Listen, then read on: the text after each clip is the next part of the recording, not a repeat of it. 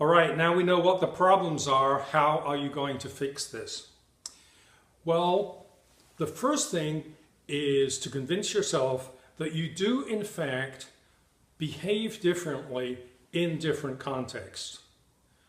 So, for example, if you are going to the gym to play basketball, you wear different clothes than if you're coming to class.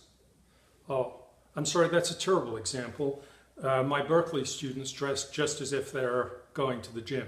All right, let's try it this way. You wear different clothes if you know that you are going to turn up to Grandma's 80th birthday than if you are going to get together with your fellow students to eat pizza and study a case. So you present yourself differently. So the first thing to do is to observe that you use different types of speech. It's different levels of formality. And when you are in the classroom in business school, and for sure when you are job interviewing, you want to notch up the level of formality. Sometimes in a job interview, the situation appears to be social and comfortable. Hey, call me Bob. Would you like a cup of coffee?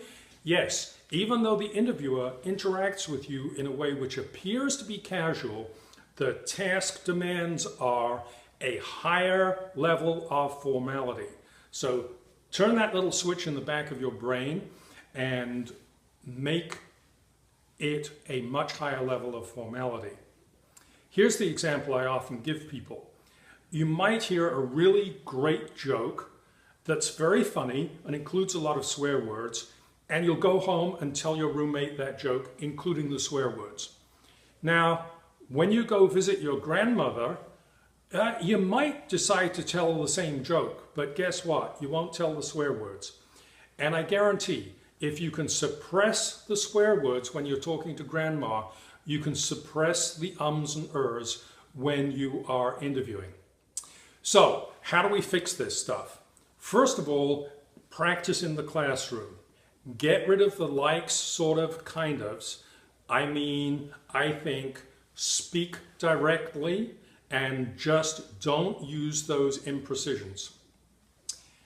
Then, when you get to interviewing, a good way to practice is to take one of your roommates and have them ask you standard interview questions. How did you decide to come to Berkeley for undergraduate school? And answer them suppressing the ums and ers. Now, if you can't do that, there's a standard way that business communication professionals train people up to do this. You go to the bank and get a roll of quarters, just the same as you would do to do your laundry, and you sit down with your roommate. And by the way, this works best if it's the roommate that you do not like, and you set the stack of quarters in front of them. And you say, I want you to ask me interview questions, and if I say or every time I say or you get a quarter. Now you may think I'm joking about this, but business communication instructors do this with top-level executives, only the game is played with $100 bills. It really is possible to suppress the ums and ers. So in summary, we all use placeholders, but watch out for excessive use of placeholders, try to suppress them, and definitely get rid of imprecisions. The way to do this is to remind yourself that you need to notch up the level of formality, and your classroom is a really good place to practice this.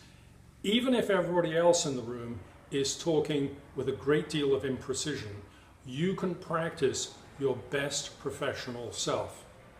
I hope you found this helpful.